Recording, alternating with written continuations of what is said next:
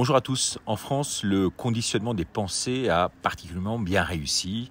L'information en boucle sur le Covid en est un exemple. C'est le pain, le jeu, comme pour la plèbe, au moment, vous savez, de l'Empire romain.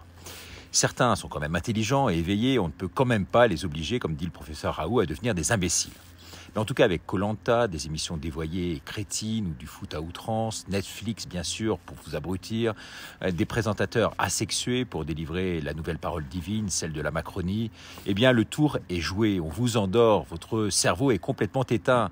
Il vous abétit, vous êtes devenus des catch potatoes, comme disent aujourd'hui les Américains.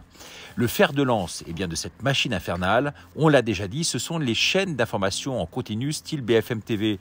Ce sont les nouvelles sectes qui se veulent religion. L'info totalement orientée, le nouvel opium du peuple. Dans ce même panier, mettons l'éducation nationale qui ne forme plus de citoyens responsables aujourd'hui, qui n'apprend plus comment survivre, par exemple en milieu hostile, mais nous apprend à rentrer purement et simplement dans le système. Et en plus, qui réécrit complètement l'histoire à sa façon. En voici par exemple un exemple.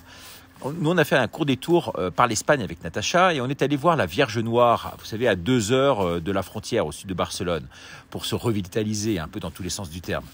Eh bien, un somptueux monastère qui domine ces collines ensoleillées, premier monastère marial de Catalogne. Eh bien, savez-vous qui l'a détruit, ce monastère de Montserrat? Ce sont les troupes de Napoléon, sur ordre de l'empereur, avant qu'il ne prenne le pape en otage pendant 2 ans pour signer le fameux Concordat. Même cela, ça vous sera dit nulle part. Oui, l'abbaye détruite par les troupes napoléoniennes. C'était donc en 1811.